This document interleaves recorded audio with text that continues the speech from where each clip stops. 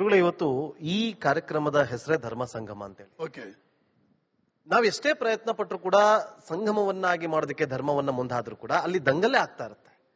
ಇದು ಜನರೇ ಹುಡ್ಕೊಂಡು ಹೋಗ್ತಾ ಇರೋದ ಅಥವಾ ಅವರೇ ಹುಟ್ಟಾಕೊಳ್ತಾರೆ? ಯಾವ್ದೊಂದು ಇನ್ಸಿಡೆಂಟ್ ಆಯ್ತು. ಈಗ ಹುಬ್ಳಿಯಲ್ಲಿ ಒಂದು ನೇಹ ಮರ್ಡರ್ ಕೇಸ್ ಆಯ್ತು, ಮಂಗಳೂರಲ್ಲಿ ಆಗ್ತಾ ಇರುವಂತ ಗಲಭೆಗಳಾಗ್ತಾ ಇರಬಹುದು, ಅಥವಾ ಸೂಕ್ಷ್ಮ ಪ್ರದೇಶಗಳಲ್ಲಿ ಒಂದು ಕೊಲೆ ಆಗಿರ್ಬೋದು, ಅಥವಾ ಈ ಪಹಲ್ಗಾಮ್ ಅಟ್ಯಾಕ್ ಆಗಿರ್ಬೋದು. ಇಲ್ಲಿ ಘಟನೆ ಆದ ಮರುಕ್ಷಣವೇ ಧರ್ಮ ಅನ್ನೋದು ಉಟ್ಕೊಂಡ್ಬಿಡುತ್ತೆ. ಇದನ್ನ ಧರ್ಮ ಅನ್ನ ಹುಟ್ಟಾಕೋದು ನಾವುಗಳ ಅಥವಾ ತಂತಾನೇ ಹುಟ್ಟಾಕೊಳ್ತ? ಭಾರತವಾಗಿ ಉಳಿದಿದ್ದಾಗ ಈ ಪ್ರಾಬ್ಲಮ್ಸ್ ಇರಲಿಲ್ಲ. ಕ್ರಿಸ್ತಶಕ 6ನೇ ಶತಮಾನದಲ್ಲಿ ರೋಮನ್ನರು ಇಲ್ಲಿಗೆ ಓಡಿ ಬಂದರು. ಅವರ ಧರ್ಮ ಯಾವುದು, ಅವರ ಗ್ರಂಥ ಯಾವುದು, ಎಂಥದ್ದು? ರೋಮನ್ನರಲ್ಲ, ಇಸ್ರೇಲಿಗಳು. ಇವತ್ತೇನು ಇಸ್ರೇಲ್ ಯಹೂದ್ಯರು ಗಲಾಟೆ ಮಾಡ್ತಾ ಇದ್ದಾರೆ, ಗಲಾಟೆ ಆಗ್ತಾ ಇದೆ ಅವ್ರ ಮೇಲೆ. ಆ ಯಹೂದ್ಯರು ಕ್ರಿಸ್ತಶಕ 6ನೇ ಶತಮಾನದಲ್ಲಿ ರೋಮನ್ನರು ಓಡಿಸಿದ್ರು ಅವ್ರ ದೇಶದಿಂದ. ನಮಗೂ ಅವ್ರಿಗೂ ಧರ್ಮ ಇತ್ಯಾದಿ ಯಾವ ಭಾಷೆ ಯಾವುದೂ ಸಂಬಂಧವಿಲ್ಲ, ಕುಲ ಗೋತ್ರ ಯಾವುದೂ ಸಂಬಂಧವಿಲ್ಲ. ಅವರನ್ನು ನಾವು ದೇವರಂತೆ ನೋಡಿಕೊಂಡ್ವಿ. 8ನೇ ಶತಮಾನದಲ್ಲೋ 9ನೇ ಶತಮಾನದಲ್ಲೋ ಪಾರ್ಸಿಗಳು ಪರ್ಷಿಯಾದಿಂದ ಓಡಿ ಬಂದ್ರು, ಅವರನ್ನು ನಾವು ದೇವರಂತೆ ನೋಡ್ಕೊಂಡ್ವಿ. ಕ್ರಿಸ್ತಶಕ 2ನೇ ಶತಮಾನದಲ್ಲಿ ಸಿರಿಯನ್ ಕ್ರಿಶ್ಚಿಯನ್ಸ್ ಕೇರಳಕ್ಕೆ ಬಂದ್ರು, ಅವರನ್ನು ನಾವು ದೇವರಂತೆ ನೋಡ್ಕೊಂಡ್ವಿ.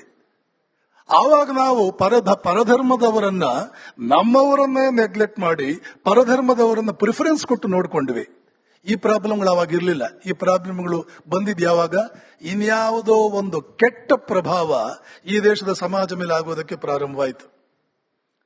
ಧರ್ಮ ಅಂದ್ರೆ ಏನೆಂದ್ರೆ ಏನು ಅಂತ ಗೊತ್ತಿಲ್ಲದ, ಪ್ರಶ್ನೆಗಳನ್ನು ಎದುರಿಸದ, ಯಾವ ಧರ್ಮ ಯಾವ ಚಿಂತನೆ ಪ್ರಶ್ನೆಗಳನ್ನು ಎದುರಿಸಲಾರದು, ಅದೊಂದು ಕಾಗಕ್ಕ ಗುಬ್ಬಕ್ಕನ ಕಥೆ. ಅದು 10 ಕಡೆ ಹೇಳಲಾಗುತ್ತೆ ಭಾರತೀಯ ಸಂಹಿತೆಯಲ್ಲಿ.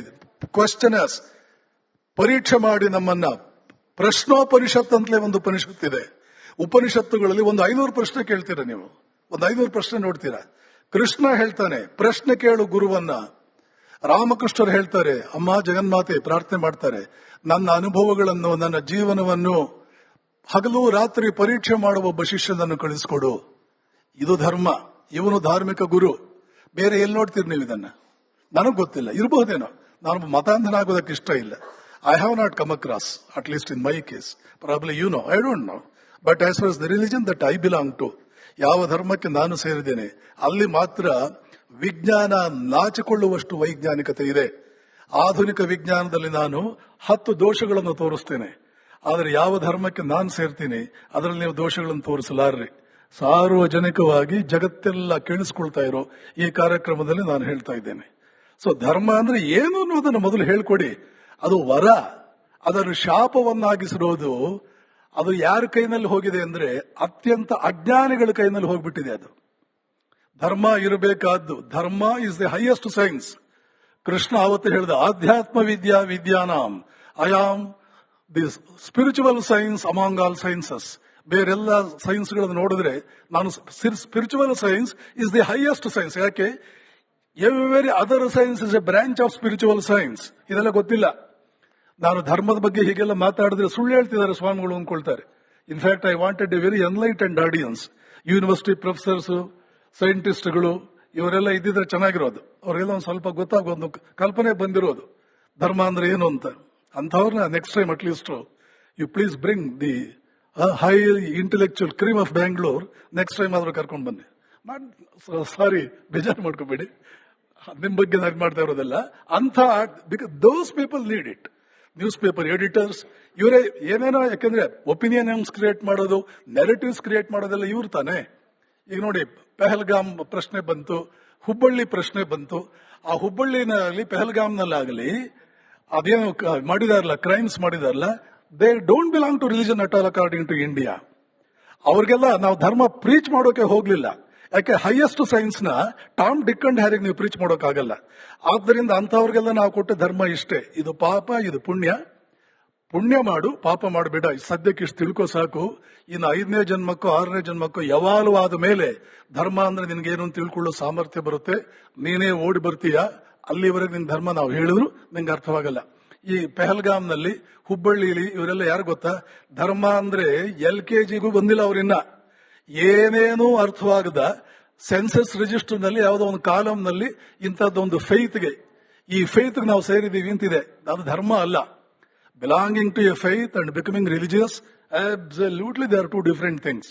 ಹೀಗಾಗಿ ಧರ್ಮ ಅನ್ನುವಂತಹದ್ದು ಅದು ವರ, ಅದು ಏಕತ್ವವನ್ನ ಪ್ರೀಚ್ ಮಾಡುತ್ತೆ, ಧರ್ಮ ತ್ಯಾಗವನ್ನು ಹೇಳುತ್ತೆ. ಧರ್ಮ 100ಕ್ಕೆ 100 ಪರಿಪೂರ್ಣವಾಗಿ ಪಾಲಿಸಲ್ಪಡುವುದು ಯಾವಾಗ ಅಂದ್ರೆ ಟೋಟಲ್ ಕಂಪ್ಲೀಟ್ ಸೆಲ್ಫ್ ಡಿನೈಯಲ್, ಸ್ವಾಮಿತ್ವ ಬಂದಾಗ. ಗುರುಗಳೇ, ಇವತ್ತು ಈ ಕಾರ್ಯಕ್ರಮದ ಹೆಸರೇ ಧರ್ಮ ಸಂಗಮ ಅಂತೇಳಿ. ಓಕೆ, ನಾವೆಷ್ಟೇ ಪ್ರಯತ್ನ ಪಟ್ಟರು ಕೂಡ ಸಂಗಮವನ್ನಾಗಿ ಮಾಡೋದಕ್ಕೆ ಧರ್ಮವನ್ನ ಮುಂದಾದ್ರೂ ಕೂಡ ಅಲ್ಲಿ ದಂಗಲ್ಲೇ ಆಗ್ತಾ ಇರುತ್ತೆ. ಇದು ಜನರೇ ಹುಡ್ಕೊಂಡು ಹೋಗ್ತಾ ಇರೋದಾ ಅಥವಾ ಅವರೇ ಹುಟ್ಟಾಕೊಳ್ತಾರೆ? ಯಾವ್ದೊಂದು ಇನ್ಸಿಡೆಂಟ್ ಆಯ್ತು, ಈಗ ಹುಬ್ಳಿಯಲ್ಲಿ ಒಂದು ನೇಹ ಮರ್ಡರ್ ಕೇಸ್ ಆಯ್ತು, ಮಂಗಳೂರಲ್ಲಿ ಆಗ್ತಾ ಇರುವಂತ ಗಲಭೆಗಳಾಗ್ತಾ ಇರಬಹುದು, ಅಥವಾ ಸೂಕ್ಷ್ಮ ಪ್ರದೇಶಗಳಲ್ಲಿ ಒಂದು ಕೊಲೆ ಆಗಿರ್ಬೋದು, ಅಥವಾ ಈ ಪಹಲ್ಗಾಮ್ ಅಟ್ಯಾಕ್ ಆಗಿರ್ಬೋದು. ಇಲ್ಲಿ ಘಟನೆ ಆದ ಮರುಕ್ಷಣವೇ ಧರ್ಮ ಅನ್ನೋದು ಉಟ್ಕೊಂಡ್ಬಿಡುತ್ತೆ. ಇದನ್ನ ಧರ್ಮ ಅನ್ನ ಹುಟ್ಟಾಕೋದು ನಾವುಗಳ ಅಥವಾ ತಂತಾನೇ ಹುಟ್ಟಾಕೊಳ್ತ? ಭಾರತವಾಗಿ ಉಳಿದಿದ್ದಾಗ ಈ ಪ್ರಾಬ್ಲಮ್ಸ್ ಇರಲಿಲ್ಲ. ಕ್ರಿಸ್ತಶಕ 6ನೇ ಶತಮಾನದಲ್ಲಿ ರೋಮನ್ನರು ಇಲ್ಲಿಗೆ ಓಡಿ ಬಂದರು. ಅವರ ಧರ್ಮ ಯಾವುದು, ಅವರ ಗ್ರಂಥ ಯಾವುದು, ಎಂಥದ್ದು ರೋಮನ್ನರಲ್ಲ, ಇಸ್ರೇಲಿಗಳು. ಇವತ್ತೇನು ಇಸ್ರೇಲ್ ಯಹೂದ್ಯರು ಗಲಾಟೆ ಮಾಡ್ತಾ ಇದ್ದಾರೆ, ಗಲಾಟೆ ಆಗ್ತಾ ಇದೆ ಅವ್ರ ಮೇಲೆ. ಆ ಯಹೂದ್ಯರು ಕ್ರಿಸ್ತಶಕ 6ನೇ ಶತಮಾನದಲ್ಲಿ ರೋಮನ್ನರು ಓಡಿಸಿದ್ರು ಅವ್ರ ದೇಶದಿಂದ. ನಮಗೂ ಅವ್ರಿಗೂ ಧರ್ಮ ಇತ್ಯಾದಿ ಯಾವ ಭಾಷೆ ಯಾವುದೂ ಸಂಬಂಧವಿಲ್ಲ, ಕುಲ ಗೋತ್ರ ಯಾವುದೂ ಸಂಬಂಧವಿಲ್ಲ. ಅವರನ್ನು ನಾವು ದೇವರಂತೆ ನೋಡಿಕೊಂಡ್ವಿ. 8ನೇ ಶತಮಾನದಲ್ಲೋ 9ನೇ ಶತಮಾನದಲ್ಲೋ ಪಾರ್ಸಿಗಳು ಪರ್ಷಿಯಾದಿಂದ ಓಡಿ ಬಂದ್ರು, ಅವರನ್ನು ನಾವು ದೇವರಂತೆ ನೋಡ್ಕೊಂಡ್ವಿ.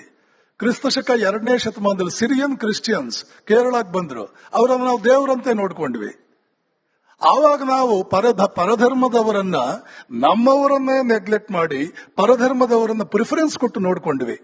ಈ ಪ್ರಾಬ್ಲಮ್ಗಳು ಅವಾಗ ಇರಲಿಲ್ಲ. ಈ ಪ್ರಾಬ್ಲಮ್ಗಳು ಬಂದಿದ್ ಯಾವಾಗ?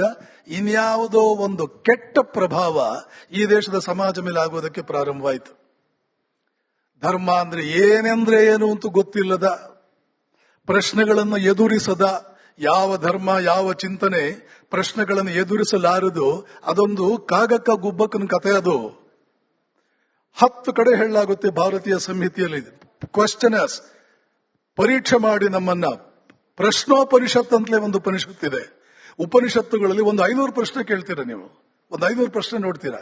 ಕೃಷ್ಣ ಹೇಳ್ತಾನೆ, ಪ್ರಶ್ನೆ ಕೇಳು ಗುರುವನ್ನ. ರಾಮಕೃಷ್ಣರು ಹೇಳ್ತಾರೆ, ಅಮ್ಮ ಜಗನ್ಮಾತೆ ಪ್ರಾರ್ಥನೆ ಮಾಡ್ತಾರೆ, ನನ್ನ ಅನುಭವಗಳನ್ನು, ನನ್ನ ಜೀವನವನ್ನು ಹಗಲು ರಾತ್ರಿ ಪರೀಕ್ಷೆ ಮಾಡುವ ಒಬ್ಬ ಶಿಷ್ಯನನ್ನು ಕಳಿಸ್ಕೊಡು. ಇದು ಧರ್ಮ, ಇವನು ಧಾರ್ಮಿಕ ಗುರು. ಬೇರೆ ಎಲ್ಲಿ ನೋಡ್ತೀರಿ ನೀವು ಇದನ್ನ? ನನಗ್ ಗೊತ್ತಿಲ್ಲ, ಇರಬಹುದೇನೋ. ನಾನು ಮತಾಂಧನ ಆಗೋದಕ್ಕೆ ಇಷ್ಟ ಇಲ್ಲ. I have not come across, at least in my case. Probably you know, I don't know. But as far the religion that I belong to, ಯಾವ ಧರ್ಮಕ್ಕೆ ನಾನು ಸೇರಿದ್ದೇನೆ, ಅಲ್ಲಿ ಮಾತ್ರ ವಿಜ್ಞಾನ ನಾಚಿಕೊಳ್ಳುವಷ್ಟು ವೈಜ್ಞಾನಿಕತೆ ಇದೆ.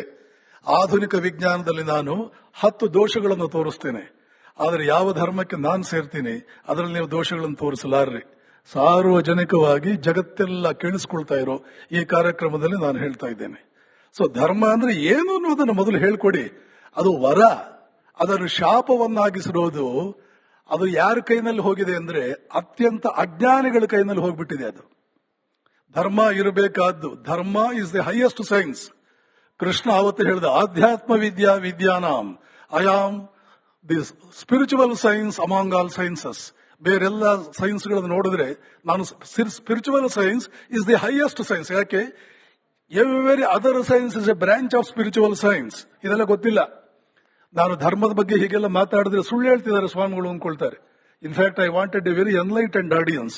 ಯೂನಿವರ್ಸಿಟಿ ಪ್ರೊಫೆಸರ್ಸ್, ಸೈಂಟಿಸ್ಟ್ಗಳು ಇವರೆಲ್ಲ ಇದ್ದಿದ್ರೆ ಚೆನ್ನಾಗಿರೋದು. ಅವರೆಲ್ಲ ಒಂದು ಸ್ವಲ್ಪ ಗೊತ್ತಾಗೋದು, ಕಲ್ಪನೆ ಬಂದಿರೋದು ಧರ್ಮ ಅಂದ್ರೆ ಏನು ಅಂತ. ಅಂಥವ್ರನ್ನ next time at least you please bring the high intellectual cream of Bangalore. Next time ಆದ್ರೂ ಕರ್ಕೊಂಡು ಬನ್ನಿ. ಸಾರಿ, ಬೇಜಾರು ಮಾಡ್ಕೋಬೇಡಿ, ನಿಮ್ ಬಗ್ಗೆ ನಾನು ಮಾಡ್ತಾ ಇರೋದಲ್ಲ. ಅಂಥ those people need it. News paper editors ಇವರೇ ಏನೇನೋ, ಯಾಕಂದ್ರೆ ಒಪಿನಿಯನ್ಸ್ ಕ್ರಿಯೇಟ್ ಮಾಡೋದು, ನೆರೇಟಿವ್ಸ್ ಕ್ರಿಯೇಟ್ ಮಾಡೋದೆಲ್ಲ ಇವ್ರು ತಾನೆ. ಈಗ ನೋಡಿ, ಪೆಹಲ್ಗಾಮ್ ಪ್ರಶ್ನೆ ಬಂತು, ಹುಬ್ಬಳ್ಳಿ ಪ್ರಶ್ನೆ ಬಂತು. ಆ ಹುಬ್ಬಳ್ಳಿನಲ್ಲಿ ಪೆಹಲ್ಗಾಮ್ನಲ್ಲಾಗಲಿ ಅದೇನು ಮಾಡಿದಾರಲ್ಲ, ಕ್ರೈಮ್ಸ್ ಮಾಡಿದಾರಲ್ಲ, they don't belong to religion at all according to India. ಅವ್ರಿಗೆಲ್ಲ ನಾವು ಧರ್ಮ ಪ್ರೀಚ್ ಮಾಡೋಕೆ ಹೋಗ್ಲಿಲ್ಲ. ಯಾಕೆ ಹೈಯೆಸ್ಟ್ ಸೈನ್ಸ್ ನ ಟಾಮ್ ಡಿಕ್ ಅಂಡ್ ಹ್ಯಾರಿಗೆ ನೀವು ಪ್ರೀಚ್ ಮಾಡೋಕ್ಕಾಗಲ್ಲ. ಆದ್ದರಿಂದ ಅಂತವ್ರಿಗೆಲ್ಲ ನಾವು ಕೊಟ್ಟ ಧರ್ಮ ಇಷ್ಟೇ, ಇದು ಪಾಪ ಇದು ಪುಣ್ಯ, ಪುಣ್ಯ ಮಾಡು ಪಾಪ ಮಾಡಬೇಡ, ಸದ್ಯಕ್ಕೆ ಇಷ್ಟು ತಿಳ್ಕೋ ಸಾಕು. ಇನ್ನು 5ನೇ ಜನ್ಮಕ್ಕೋ 6ನೇ ಜನ್ಮಕ್ಕೋ ಎವಾಲ್ವ್ ಆದ ಮೇಲೆ ಧರ್ಮ ಅಂದ್ರೆ ನಿನ್ಗೇನು ಅಂತ ತಿಳ್ಕೊಳ್ಳೋ ಸಾಮರ್ಥ್ಯ ಬರುತ್ತೆ, ನೀನೇ ಓಡಿ ಬರ್ತೀಯ. ಅಲ್ಲಿವರೆಗೆ ನಿನ್ ಧರ್ಮ ನಾವು ಹೇಳಿದ್ರು ನಿಂಗೆ ಅರ್ಥವಾಗಲ್ಲ. ಈ ಪೆಹಲ್ಗಾಮ್ನಲ್ಲಿ, ಹುಬ್ಬಳ್ಳಿಲಿ ಇವರೆಲ್ಲ ಯಾರು ಗೊತ್ತಾ, ಧರ್ಮ ಅಂದ್ರೆ LKGಗೂ ಬಂದಿಲ್ಲ ಅವರಿನ್ನ. ಏನೇನೂ ಅರ್ಥವಾಗದ ಸೆನ್ಸಸ್ ರಿಜಿಸ್ಟರ್ ನಲ್ಲಿ ಯಾವುದೋ ಒಂದು ಕಾಲಮ್ ನಲ್ಲಿ ಇಂಥದ್ದೊಂದು ಫೇತ್ಗೆ, ಈ ಫೇತ್ಗೆ ನಾವು ಸೇರಿದೀವಿ ಅಂತಿದೆ. ಅದು ಧರ್ಮ ಅಲ್ಲ. Belonging to a faith and becoming religious, absolutely they are two different things. ಹೀಗಾಗಿ ಧರ್ಮ ಅನ್ನುವಂತಹದ್ದು ಅದು ವರ, ಅದು ಏಕತ್ವವನ್ನ ಪ್ರೀಚ್ ಮಾಡುತ್ತೆ, ಧರ್ಮ ತ್ಯಾಗವನ್ನು ಹೇಳುತ್ತೆ. ಧರ್ಮ 100ಕ್ಕೆ 100 ಪರಿಪೂರ್ಣವಾಗಿ ಪಾಲಿಸಲ್ಪಡುವುದು ಯಾವಾಗ ಅಂದ್ರೆ ಟೋಟಲ್ ಕಂಪ್ಲೀಟ್ ಸೆಲ್ಫ್ ಡಿನಯಲ್, ಸ್ವಾಮಿತ್ವ ಬಂದಾಗ.